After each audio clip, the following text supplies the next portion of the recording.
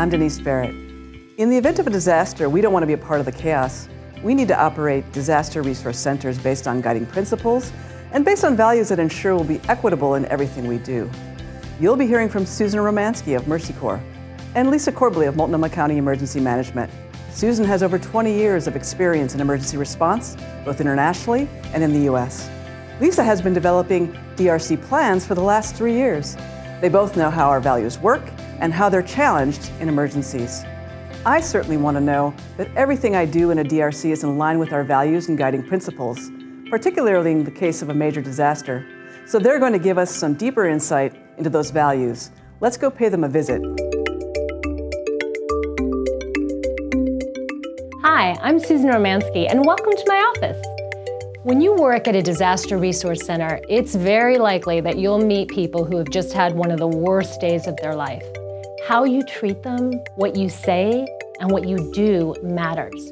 And that's why I really care about the way that we work in a disaster resource center. So to start, I think it's a good reminder that we each have unique life experiences, and we'll each experience an emergency differently. Some of us will be able to get the things we need on our own, and some of us will need assistance. Some of us will feel comfortable seeking that assistance from the government, and others won't. And because we have these different situations, a one-size-fits-all approach just can't provide everyone with what they need after an emergency. As disaster workers, our first priority is to support life safety for everyone.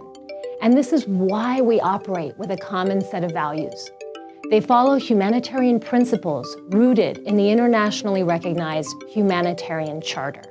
And they guide our attitudes, actions, and decision-making to make sure we're supporting everyone who needs us. So that's why we use our 7 Disaster Resource Center values.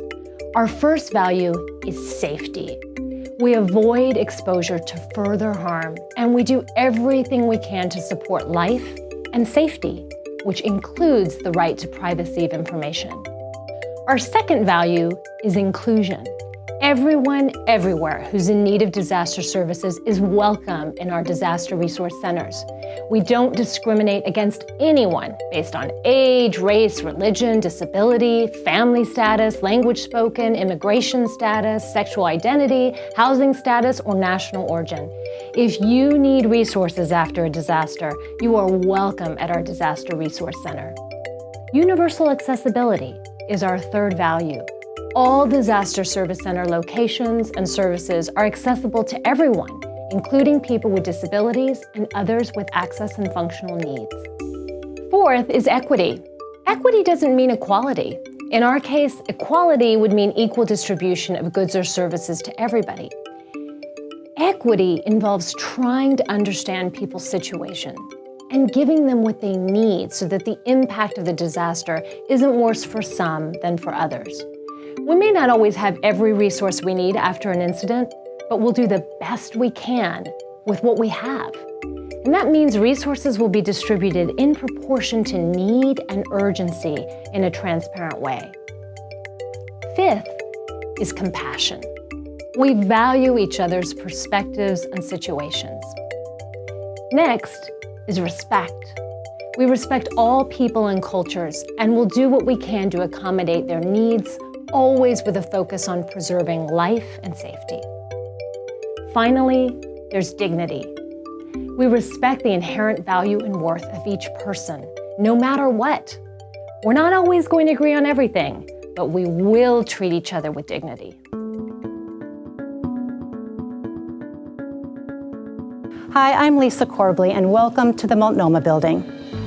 Now, in addition to our values, there are basic principles that relate to all our services in a disaster resource center. We call these our guiding principles. All staff, including our volunteers, are held accountable to these principles. The values we talked about earlier, they're more general and have to do with our attitudes. The guiding principles are more concrete, and I hope you'll keep them in the forefront of your mind whenever you're working in a disaster resource center. First, resources are distributed based on life safety and humanitarian need. We won't always have enough. For example, there may not be enough cots for everyone. Imagine we have one cot and 2 guests. One guest has a medical condition that requires them to sleep on a cot. Another guest may be just fine sleeping on a mat. In that case, we need to give the cot to the person who truly needs it. That is the equitable outcome, and we've prioritized the resource based on life safety and humanitarian need. Next, we are here to help. Our job is to help everyone to the best of our ability. We look for ways to get to yes. Everyone coming to a DRC has experienced some form of trauma. If you're coming into the DRC, you have been displaced by a disaster, and that means you just experienced some loss and trauma. Some people might be more impacted by a disaster than others, so we strive to create an environment that's collaborative, welcoming, and supportive to make a traumatic experience less difficult.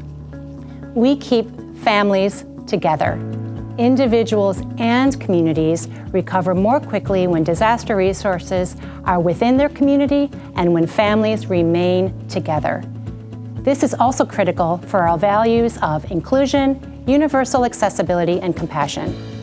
For example, we want to set up our DRC so you can remain with whomever you call family, even your 4-legged, furry family members. Next, personal information is confidential. We do not share the names of people who are or who are not seeking disaster services. Informed consent is required to release any personal information. Background checks are required to work in areas with elevated privacy or security risk. A minimum of 3 staff at a time is required to work in any area of the Disaster Resource Center. In addition, a minimum of 2 background-checked staff are required to be with a child in any area of the DRC. For example, 3 staff members may be working in a children's services area, but if a child needs to use the restroom, you may need to call over additional staff to ensure a 2 staff minimum to chaperone the child to the restroom. We make accommodations for residents unable to access services. Some examples may include building a ramp for someone with a personal mobility device, or providing translation services for someone who does not speak English. De-escalation and self-management is everyone's job. It's the job of all staff, including volunteer staff, and even our guests. I highly recommend checking out the segment in this series about safety and security, where you can learn more about de-escalation. Finally, we know that disaster workers, both staff and volunteers, often work long shifts and can experience fatigue and their own traumas. So self-care activities are necessary to maintain our staff health, including volunteer staff. If you need a break, if you need to change how you're supporting the DRC, or if you need some other change to keep being helpful, always be willing to recognize that.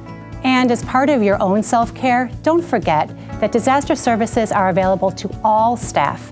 That includes volunteers and the families of staff and volunteers, as always, depending on life safety and humanitarian need. Okay, so today we've talked about 2 topics that I want you to always think about when you're going to work in a disaster resource center: our values and our guiding principles. And I mean literally, when you're on your way to a DRC, try to think to yourself, I'm going to keep people safe. I want people to be included. I want our services to be accessible. I want to provide equity, and I want to treat people with compassion, respect, and dignity. And of course, you can always come back to this training anytime you'd like to recenter yourself. You probably know that this video is part of a larger series about managing disaster resource centers during an emergency. And you're going to see these values and principles reflected throughout everything you learn. Feel free to check out our other topics, which will help you know what to do before disaster strikes.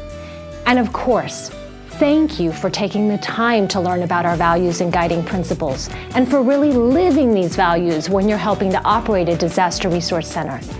Thanks for watching.